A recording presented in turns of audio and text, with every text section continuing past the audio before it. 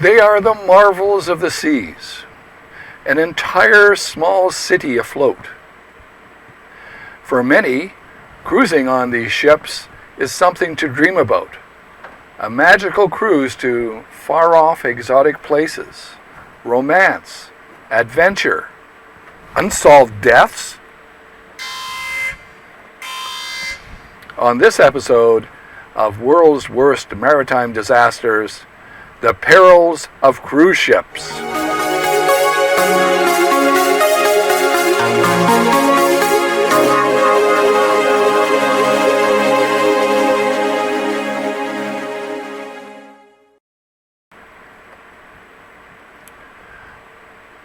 The Ms Oasis of the Seas spans 16 decks and accommodates more than 5,000 passengers in almost 3,000 double occupancy staterooms and loft suites.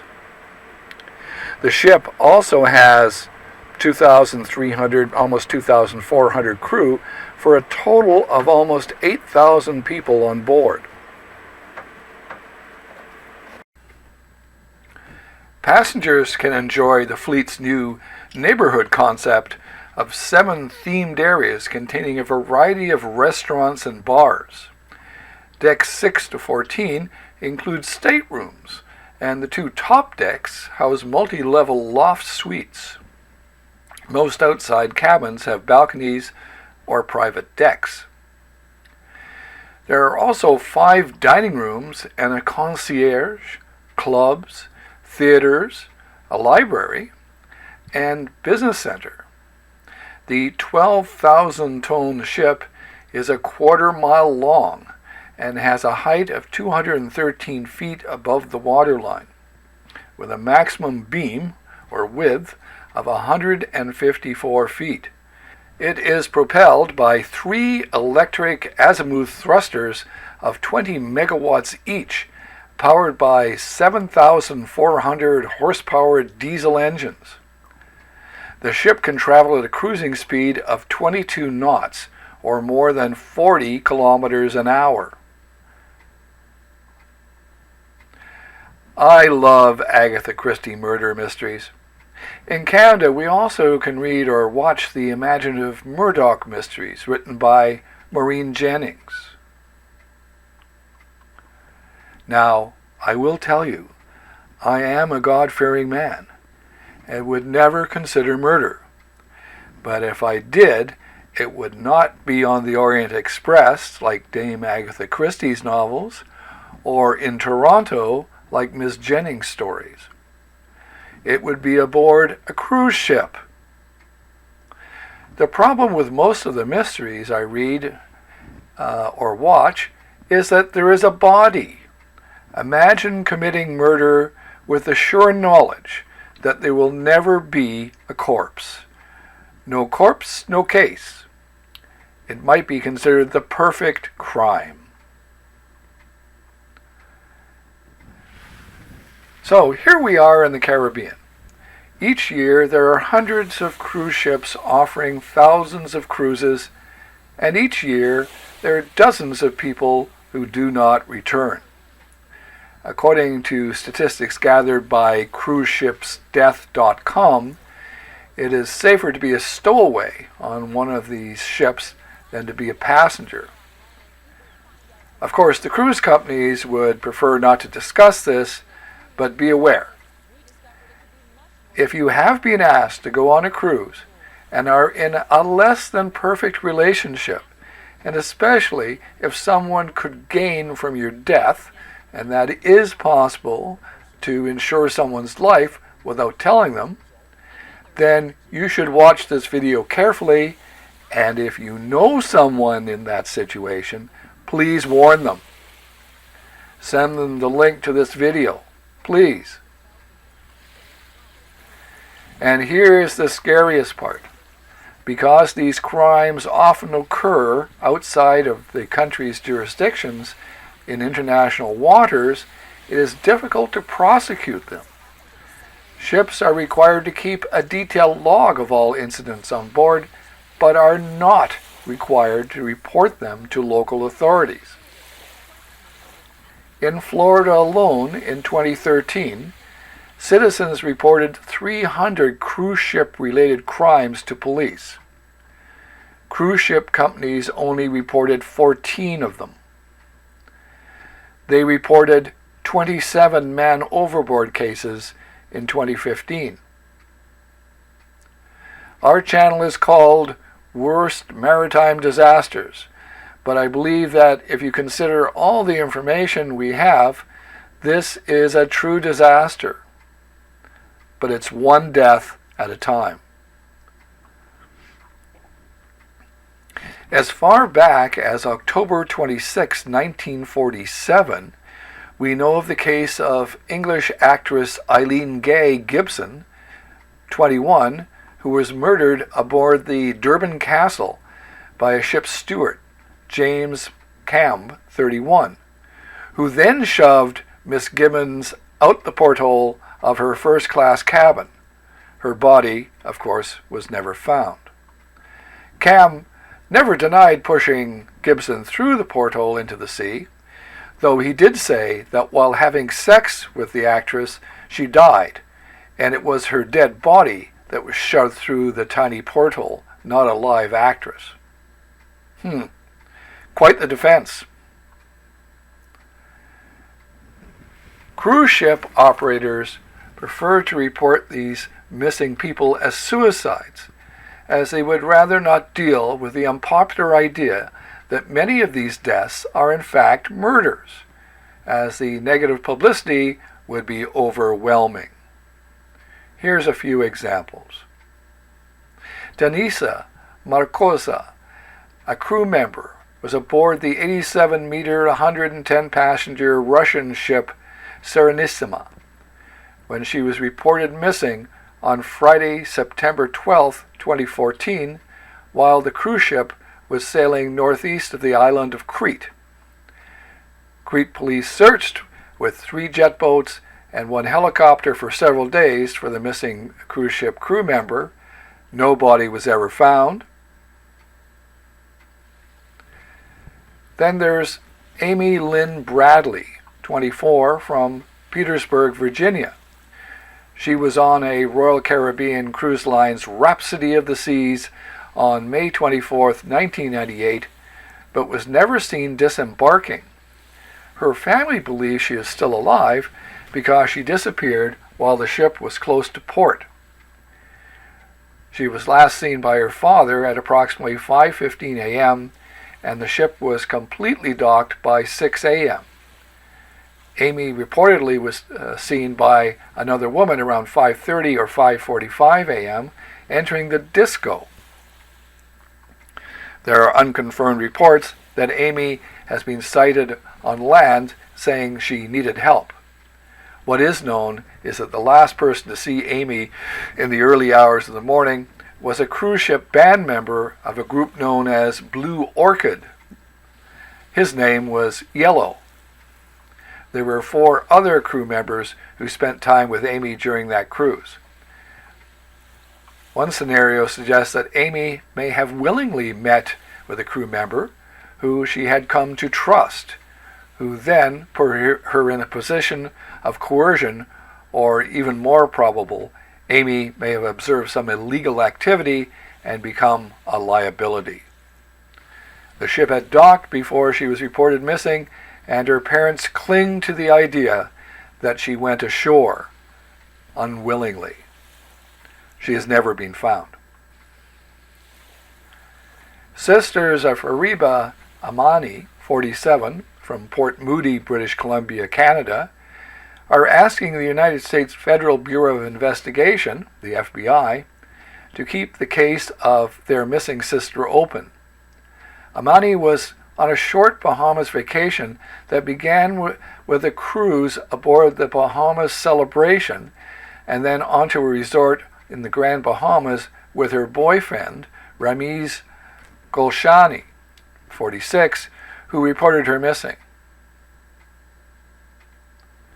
First reports of a woman overboard from a cruise ship were vague, saying only that she was in her 40s and from Canada. Her sister said they feared for Fariba's life before she left on the cruise with her boyfriend because the relationship was tenuous. Golshani said the two parted ways aboard the ship. On the night she went missing, he went to bed around 1 a.m. and Amani was supposed to follow. He told investigators when he awoke at 8 a.m. she had still not come to bed, so he reported her missing. Celebration Cruise Lines say that the crew searched the ship to no avail. Amani has never been found. George Allen Smith IV disappeared during his honeymoon on a Royal Caribbean cruise on July 5, 2005. Smith's wife, Jennifer Hagel-Smith, who remarried in 2009, by the way, was criticized for her conduct on the night of his disappearance, though she contends that she believed his disappearance was an accident caused by her late husband's intoxication. The Smith family alleged in a lawsuit that the cruise line delayed reporting the incident to the FBI, didn't preserve the crime scenes, and deliberately portrayed the incident as an accident. The cruise line called the lawsuit false and frivolous, the allegations, saying they were thanked by the FBI for their assistance in the case. In January 2007, however, Smith's widow reached an agreement with the Royal Caribbean for $1.08 million. Royal Caribbean denies any wrongdoing and does not admit to any liability in the case. Jason Gregory Rapp, 42, from Olympia, Washington, was cruising aboard Holland America Line's cruise ship Eurodam on Thursday, November 29, 2012, when he was reported missing. The Eurodam was sailing from St. Thomas in the U.S. Virgin Islands to the Bahamas when he went missing. The United States Coast Guard was notified by Eurodam's captain that Rapp's wife, Tina, had reported him missing. Mr. Rapp's hat was found on the deck, where it is assumed he went overboard near Half Moon Cay, Bahamas. A search by sea and air was launched. He has never been found. Jorge Alberto Lopez Amores, 26, was sailing aboard the MSC Divina when reportedly he jumped from the 15th deck while the cruise ship was off the coast of Brazil around 5 p.m. on Wednesday, June 18, 2014. He was the son of a prominent attorney and lived in Mexico City and studied at Universidad de Valle de Mexico. Amores was a favorite on Twitter. Jorge Amores had 26,700 followers who followed his 27,500 tweets since he joined Twitter in January of 2010. He had uploaded more than 1,000 photos and videos to Twitter, including numerous photos and videos from his cruise. He had won the cruise from Corona Beer. A journalist aboard the ship, a World Cup fan cruise, reported Amores had been drinking heavily since the day before he allegedly jumped from the cruise ship during the World Cup game between Spain and Chile. It is said that his drinks were not bought on the ship. Instead, Amores brought Mexican mezcal aboard, which he consumed from a canteen. The suggestion of suicide because of his team's loss was discounted. Brazil won 2-0 against Spain that day. Now there are other scams too. After the sinking of the Costa Concordia in 2012, a Hungarian woman came forward and said that her daughter and her granddaughter had been on the Concordia and that both were missing.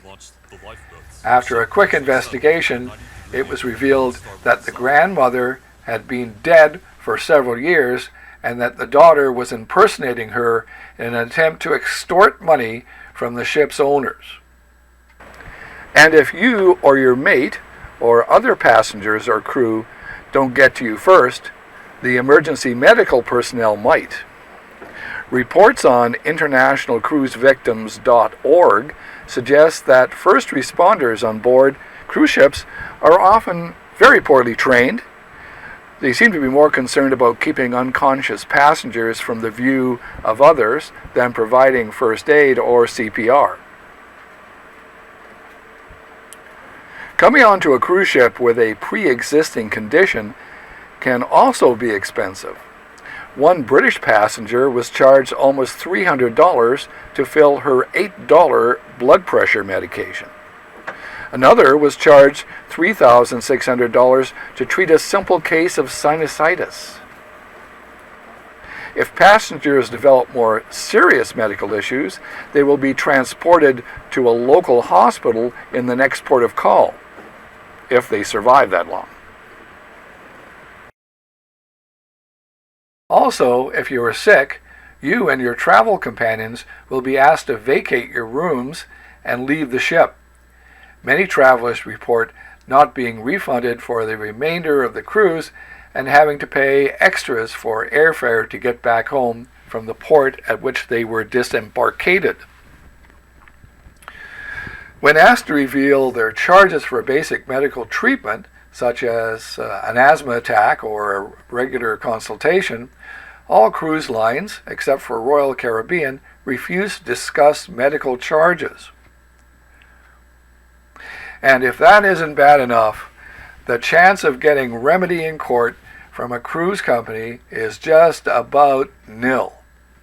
Courts have ruled that cruise lines may not be held vicariously liable for the negligence of a ship's doctor, and that a cruise ship is not a floating hospital.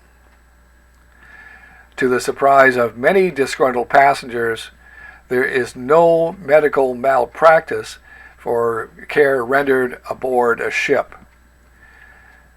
They state the physician is a private contractor.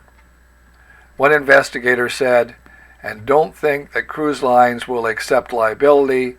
That's been tested all the way up to the Supreme Court of Florida."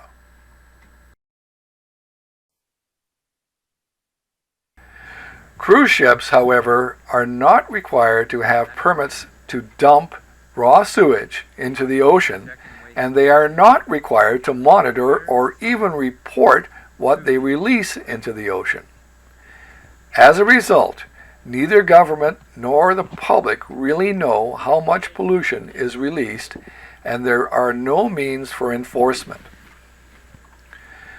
The average cruise ship with 3,000 passengers and crew generates about 30,000 gallons of human waste and 255,000 gallons of non-sewage, or what they call gray water, every day. Cruise ships are allowed to release treated sewage almost anywhere they sail. They are also permitted to release untreated gray water, non-sewage waste, water from galleys, dishwashers, baths, showers, sinks, and laundries, that may also contain dangerous chemicals such as sulfates. Cruise ships are required to have onboard waste treatment systems known as marine sanitation devices, or MSDs. The industry is required to keep logbooks of their discharges, but are not required to monitor the quality of the waters into which they routinely dump their waste. The average cruise ship also produces 7 tons of garbage and solid waste every day. The average cruise ship with 3,000 passengers and crew generates 37,000 gallons of oily bilge water every day. Oil discharged within 12 miles of shore must leave no visible sheen and measure less than 15 parts per million. Beyond the 12-mile limit from shore, ships may release oily waste that measures less than 100 parts per million. Ships must also record the disposal of oily residue and bilge water. The average cruise ship, with 3,000 passengers and crew, generates air pollution equivalent to 12,000 automobiles every day. It's like every passenger driving 4 cars at once all day. Nearly every cruise ship that operates in the U.S. flies a flag of convenience. Because these ships are registered in countries like Panama, Liberia, and the Bahamas, they enjoy weak environmental regulations, lax labor laws, and low taxes that those countries provide. In the U.S., under the Clean Water Act, cities and industries are required to obtain a permit to treat and discharge waste. These permits ensure that sewage treatment systems are effective and that both the U.S. Environmental Protection Agency, the EPA, and the public know how much pollution is actually being discharged. One cruise line, Royal Caribbean, even argued in U.S. federal court that because its ships are registered outside of the United States, that they are not subject to U.S. environmental laws, even when operating in U.S. waters.